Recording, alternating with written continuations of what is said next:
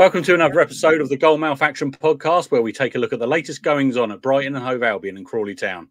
I'm Mark Dunford, and I'm joined by Brighton writer Derren Howard and Brighton writers Sam Morton and Henry Bryant, the former who covers both Albion and the Reds. Brighton, who are sixth in the Premier League, pause for an international break, but are now busy preparing for Saturday's trip to Newcastle. We take a look at the latest team news and also Yankuba Minteh, who will no doubt be determined to shine against his former club. Plus, we look at a crazy game at the Broadfield Stadium as Crawley Town lost an eight-goal thriller to Shrewsbury Town. You can read all the stories we are talking about with the videos and pictures online at sussexworld.co.uk/sport. And you can check out other great videos on shotstv.com and Freeview Channel 262. You may also be watching on Latest TV. Thank you for tuning in. So, what's the latest with Brighton's walking wounded ahead of Newcastle, Derren? Any news on John Paul Van Hecke or João Pedro? Yeah, they've still got a few injury issues going into this one. Hopefully, the international break would have cleared some of those up, and there was good news for John Paul Van Hecke, as you mentioned. He was expected to be out for around about 6 weeks with this groin issue that he picked up during the second half of the 2-2 draw with Nottingham Forest. But he looks as though he's ahead of schedule. He was pictured. Excuse me. He was pictured training this week at the Brighton Lancing training ground, and that was a welcome surprise for many people who thought he would be out for the next run of matches after the international break. So whether he's going to be fit to play against Newcastle is a big question for Brighton fans who they've already got Adam Webster out, who's looking dodgy with a thigh injury still. So if Van Hecke can come back in time for the Newcastle game, that would be a huge boost for Brighton fans. But we're going to get an update from Herzella tomorrow morning once all the players have had a chance to assess them once they come back from their international break. But it's encouraging signs for Van Hecke, but we'll know more first thing tomorrow morning. João Pedro, my hunch is that he's going to be unavailable. I think he's still struggling with the foot injury that he picked up also against Nottingham Forest as well. So that's a blow for Brighton. But encouragingly, Jorginho Rutter, he's been playing well for Brighton in Pedro's absence. So hopefully that will continue for him. There was a bit of a concern as well for Carlos Baleba. He had a bit of a problem whilst on international duty with Cameroon, so we're keeping an eye on that one as well. Matthew O'Reilly, he's still out as well, but there could be returns for James Milner, Simon Adingra, and also Solly March could be included in the squad for the first time for 12 months. He was close to the Tottenham squad, but it just came too soon. But yeah, we'll be keeping an eye on all the injury news ahead of Newcastle on Sussex World. Yeah, it'd be good to see Solly March back. So Newcastle and Brighton have almost identical records so far. Both have won 3, drawn 3, and lost once from their first 7 games. How do you see this playing out, Henry? And who are the danger men for Newcastle, do you think? Well, I think that Alexander Isak, if he's fit for this one, he suffered a foot injury in a 2-1 win against Wolverhampton Wanderers. And also Anthony Gordon, we've got to watch out for. He's scored twice this season for Newcastle. And even though they haven't had the best start, Newcastle, they are unbeaten in their last 3 Premier League home games against Brighton. Brighton have lost just 2 of their 14 Premier League meetings with Newcastle. And their last game, as we saw with Newcastle, was a 0-0 draw away to Everton, which was quite a tasty game. But I think if Brighton are able to start early, if we can shore up the defence, if Rutter is still firing on all cylinders and has a game similar to that we saw that he had against Tottenham when we played at home to them and got that 3-2 victory, then I think that this could be a really good game for Brighton. I do think that our confidence is up, especially after that win and the way we were able to show resilience as a team. So I think that this will be a really interesting spectacle and fixture for Albion fans to watch out for. And I can see Brighton giving Newcastle a really good game. Yeah, and Yankuba Minteh joined from Newcastle during the summer for 30 million. Have you assessed his season so far, Henry? How have you assessed his season so far, sorry? And this will be his first appearance at St James's Park, as he never actually played for the Magpies, didn't he? Exactly that. And when we signed him this summer for around £30 million from Feyenoord, he was known as a fan's favourite from Feyenoord fans.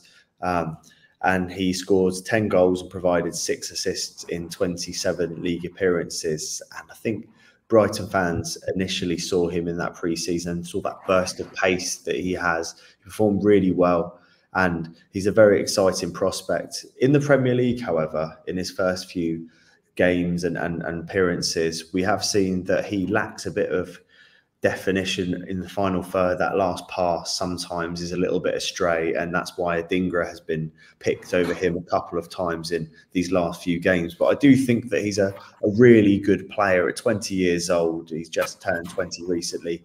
He's got bags of potential, and I think that he'll have a little bit of confidence with the fact that he got a goal for us. His first Premier League goal in that 3-2 win against Tottenham. And that was the first goal that sort of sparked everything. Played a really solid performance there, and he came off in the 87th minute. So he had basically the full 90 there, and I can imagine him doing well and wanting to prove himself as well to Newcastle, that actually they missed out on a real gem there, because he looks like a player that is for the future. One of those ones where in a few seasons' time we'll be saying he's going to go to this team or this team in Europe, this team in the top 6 in the Premier League for hundreds of millions of pounds. Yet again, I think Brighton have done really well here. Yeah. Are you a fan of him, Sam Minteh? Yeah, I think there's some good signs from Minteh, actually. He started, obviously, in pre-season on fire. Definitely the man to really state his claim as that kind of most exciting signing, and the one that was really having an impact. And one thing I've really liked about him is his kind of pressing from the front. He's really good at winning the ball back high up the field, which Hertzler was obviously really keen on kind of installing his players to make sure they press from the front and obviously can try and make a difference in that area of the pitch defensively. And he's continued that in the league. He's very good at pressing and trying to win the ball back, but there is still a raw element to him that I think is going to be obvious as a very young player that's still going to learn his trade in the Premier League, and there's still lots of room for improvement. And it does feel like sometimes when he gets the ball, he doesn't really know what he's going to do, which is, it can be a good thing. The defenders obviously can't predict it, but other times I think it does look like it's a little bit scattergun with kind of his approach. But I feel like as he irons out his game, gets used to Premier League football and the style and everything like that, I think he's all set to be a really top quality player. Yeah, and well with you, Sam, there was also an injury scare for Carlos Baleba during the international break. How important has he been for Fabian Herzella at this term? I imagine he's the last player Brighton would want to be missing, wouldn't he, at this point? Exactly. He's been probably the star performer from the season, actually, for Brighton. He's been exceptional in every game that I've seen. There's been a couple of hairy moments where he's given away a penalty or two. So maybe a little bit of improvement. I love the way you brushed that off. He's just given away a penalty or two. Yeah.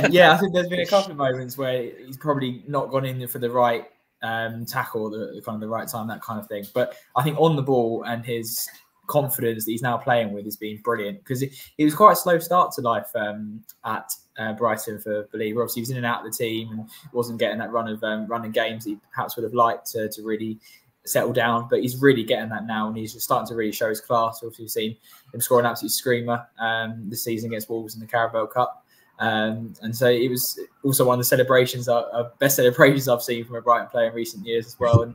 And he's been brilliant, and it was a real kind of concern to see that he was stretched off in that game for Cameroon, but it does seem like it was only a minor injury, thankfully. I don't think he featured in the game against Kenya.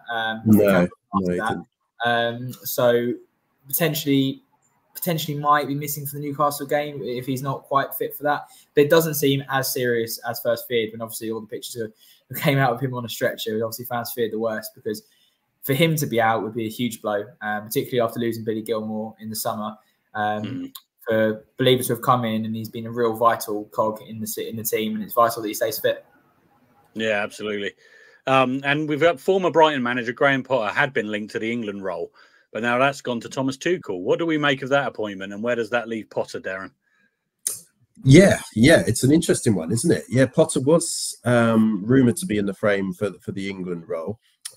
Whether he actually had any discussions with the FA or not, we we don't know for sure. But he has been linked, along with Eddie Howe, who's obviously the Newcastle manager, who Brighton will play as well this weekend. So I imagine some Newcastle fans will be quite relieved that Eddie Howe is staying at Newcastle as well. But yeah, for Potter, where that quite leaves his career now, he's been doing the rounds recently. He's been on Monday Night Football. He's been on Match of the Day too, trying to.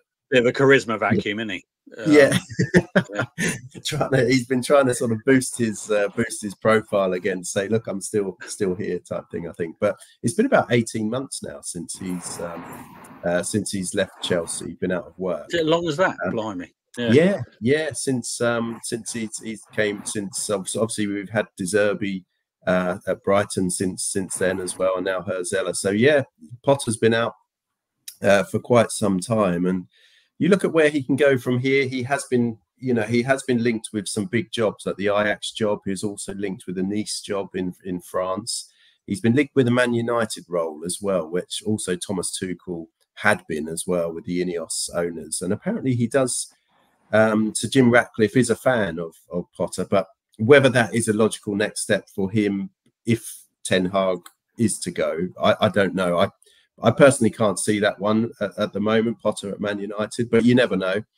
And then you look lower down the table, the managers that are under pressure. You look at Gary O'Neill at Wolves, Russell Martin at Southampton. Would that be more? That feels about his level, doesn't it? I think personally. Yeah, it would be.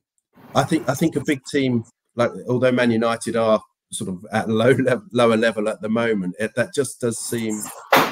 Whether they could attract someone else other than Potter, I'm not too sure. So it'll be interesting to see where Potter goes. But as far as Tuchel's concerned, 18-month contract with the England job, and it just seems clear, doesn't it? It's a change of direction from the FA that it's just with the World Cup in mind, isn't it? They've come for 18 months, win us that World Cup. That is his clear remit. When Southgate fell, just short on a few occasions as well, and they just think Tuchel could be that man to give them that extra bit of bite, extra bit of ruthlessness to really go on and win a tournament with this, really talented crop of players that England have. So yeah, interesting appointment.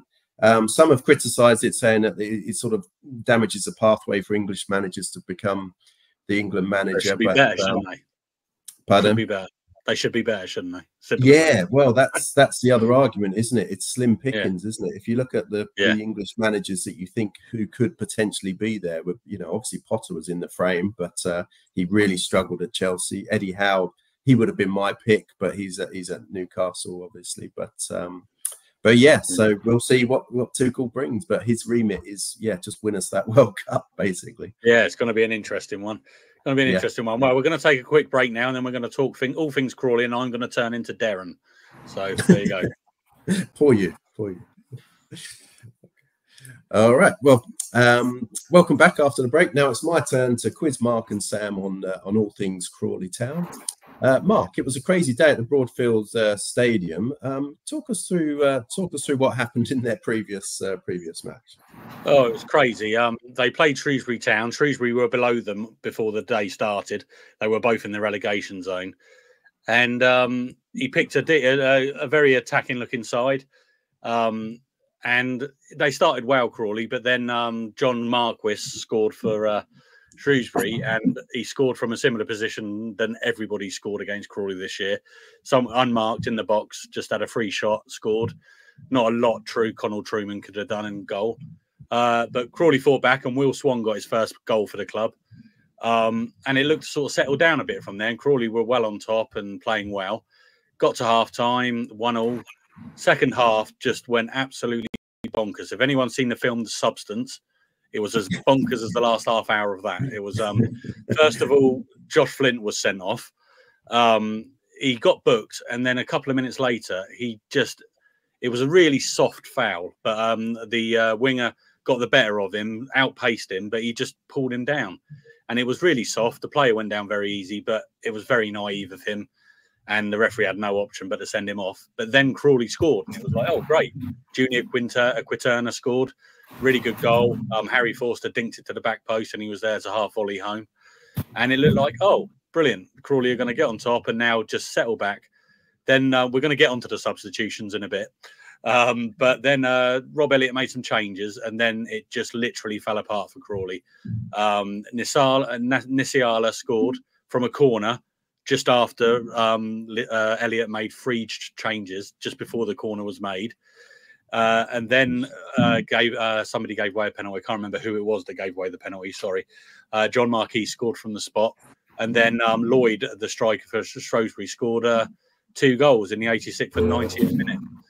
And it just suddenly, they were 5-2 down. And it was just like, I don't quite know how that happened. I mean, Crawley fans will tell you exactly how it happened. But it was just absolutely bonkers. And they did look all over the place defensively towards the end of the game. Jeremy Kelly got a consolation in the end, a really good free kick. But just utter madness it was that second half. I wasn't actually at the game, but I watched a live stream of it. And it was just, there was some worrying signs defensively, definitely. Yeah, and by the looks of it, fans didn't react well to the defeat, but specifically to some of Rob Elliott's decisions in the second half, Mark. What were their issues with the new manager?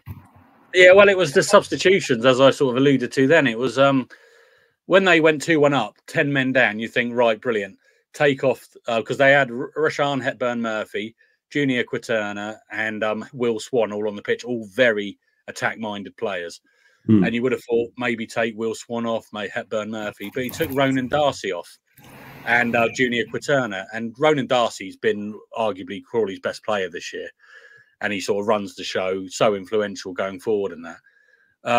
But he took him off and, kept Hepburn-Murphy and Swan, the 2 most attacking players on the pitch. And you think, he's always said he wants to attack, wants to be aggressive, play exciting football. But it would just seemed a little bit a nice sort of is that the right move? Okay, trust in Rob Elliott kind of thing, like we used to trust in Scott Lindsay. And didn't quite work out. But then the biggest one was making 3 changes when they were just about to defend a corner. Yeah. And everyone pointed out on all social media, that's a no-no. When you're defending a corner, defending a free kick in a danger position, you don't make changes at that point.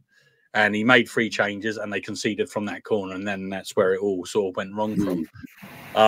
You can look at Josh Flint being a bit silly, but Rob Elliott defended him afterwards and said, yes, he was a mistake, but he hopes he learns from it. But it just seemed like the substitutions weren't the best option for Elliott to make. So, it'd be interesting. I'm going to talk to him about it tomorrow. We've got a press conference tomorrow where I'm going to ask him about how he reflects on his decisions and that. He can obviously they analyse games, give feedback to the players. I wonder if he looks back at himself and think, oh, maybe they were the wrong decisions. He might stick to his guns and say, that's what I thought the right thing was to do. But the proof is in the pudding. Yeah. And with Josh Flint being sent off, Mark, I presume he'll have a suspension. What does that mean for the Crawley's defence? Yeah, it's an interesting one because I think he gets a 1-match ban for that. So he'll miss Reading this weekend away. But they've got Dion Conroy, who's been out all season with an injury. Doesn't look like he's coming back anytime soon. Joy McCain has been playing with a bit of an ankle injury. He came on as a sub on Saturday when Flint was sent off, after Flint was sent off. So you've got Toby Malarkey, who's pretty much played every second of every game. Josh Flint not available. Joy McCain, we don't know what his ankle, how his ankle is. The only other defender they sort of got is we got Charlie Barker, who's been playing really well. So it'll probably be him. But we might, first time we see Benjamin Tanamu, the Nigerian defender who's they got in the summer transfer window right towards the end, right on that transfer deadline day. We haven't seen anything of him yet. He hasn't been in any squads, but he's been on international duty with Nigeria. So fans want to see what this man's all about because they all thought he was a fake player at first because it was rumoured he was signing, then he wasn't. But we've seen him at the games, but he hasn't been in any match day squads. So it's got to be very interesting. He's playing for Nigeria, a good international side. So he must have some quality about him. So hopefully we get a chance to see him and he has an effect for them. Yeah, let's hope so. So Sam, it's not been a great start to Rob Elliott's tenure, has it? What does he need to do to turn things around and get the fans on his side of it? Yeah, it's been a really difficult start. Obviously, he's coming obviously from non-league, obviously big jump up, a big step up for him into League One. So you always felt that it was going to be a big challenge for him. And he came in with his main task was to get his team scoring goals, and he seems to have done that. I mean, they haven't exactly struggled to score in the last 2 games. They've scored 6 goals in the last 2 games. But suddenly they can't seem to defend anymore, and it's like, I think you just need to find that balance now. I think because obviously if you score 6 goals, I think conceding 9 in the last 2 just says the whole story. So yeah, they need to find a balance, make sure they're keeping tight at the back, whilst also able to score at the other end of the pitch, which is obviously the whole point of football, isn't it? But it's easier said than done, really. And it is a difficult one because obviously a lot of fans have already criticised him for those subs that he made, and they were perhaps, in hindsight, he probably wouldn't have done it. But he's still very new, still trying to learn what his players can do and trying to get used to the league. Yeah. I think it didn't help that it was such a must-win game. He fell against a team below them in the league, especially after going 2-1 up. You feel like you need to be smart and just try and keep hold of what you've got with 10 men. And to go drastically wrong as it did from that point on, you can kind of understand the frustration and the concern from the fans about what's going to happen in the future, really, because going into the game, Shrewsbury were really struggling, as well as Crawley, of the poorest performing teams in the league. So you really looked at it as a game that Crawley needed to come out on top of, and to lose in the way they did and to concede the goals in the way they did, you can completely understand the concern from the fans. And yeah, it's getting a bit worrying, but hopefully he can quickly learn from those mistakes, and he can make sure he gets those subs right in the future, and make sure you hold on to those leads when you get them, especially when you're down to 10 men and up against it. Yeah. Well, fingers crossed he can turn it around. But now we move on to Steve Bones' prediction corner, and we'll start with you, Henry. So obviously Brighton make the long trip up to Newcastle this Saturday. How do you think that one's going to play out? Well, Derren, I do think that Brighton will win it. I do think it will be 2-1. I think that the confidence that we've been able to get from that Tottenham game, when it looked like we were down and out at half time and able to pick up the pieces, obviously Spurs had an awful second half, but the Brighton momentum, I think, will be too much. Newcastle, Alexander Isak should be back for this one, but I think that he's going to struggle to get his form up. I think they can't just rely on Anthony Gordon. Yeah, 2-1. That guy well was the goal. Yeah, Doctor as well. Yeah. I'm not quite as hopeful. I think Brighton, they just look a bit dodgy defensively at the moment, and I think I'm going to go for a 2-2. I think 2-2. How do you think, Mark? Do you think that's? No, I'm going. They got a chance, but I think Newcastle will win because they're at home. I'm going to go 3-2. Yeah. I think there'll be goals definitely, but I'm going 3-2 Newcastle. 3-2 Newcastle. Sam, how do you? Can you see Brighton getting a 3 points there? I agree with you, Derren. I think it'll be a draw. I'll go for 1-1. To be a bit different. I go 1-1 draw at this one. I think Newcastle haven't had the best starts to the season. Isak has not been firing when he's been playing, but I still think the best is yet to come from him. Anthony Gordon is obviously we're looking to make amends for that penalty miss against Everton. I feel like 1-1 draw, which won't be a bad result. Went to Newcastle last season. The atmosphere there was brilliant. Some of the best fans in the league, absolutely. So really difficult place to go. I think 1-1 draw wouldn't be a bad result. 1-1 draw, fair enough. And 2 big games for Crawley coming up this week, starting with the Saturday afternoon kickoff against Reading. What are your thoughts there, Mark? They're travelling away to Reading. Yeah, it's going to be tough, isn't it? A big stadium to go to.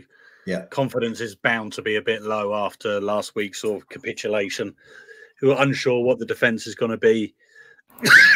Oh, excuse me. I mean, if they get anything from this game, I think they'll be absolutely delighted. But I'm probably going to go for a 2-1 Reading win. 2-1 Reading win.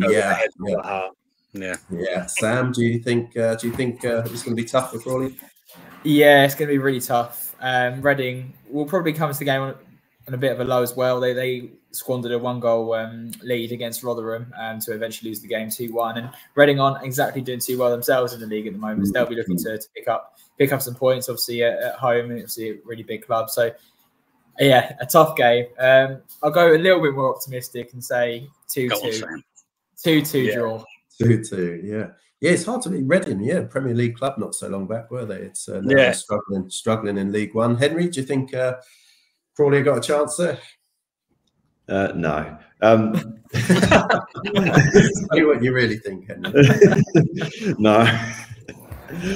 I mean, Reading, as you say, former Premier League club not so long ago, 17th position. They're probably not happy with the position they're in at the moment. I think they have to win this, and I think anything less at home for a club like Reading would be a big disappointment. I think Crawley might make an account of themselves, though. I think it'll be 2-1.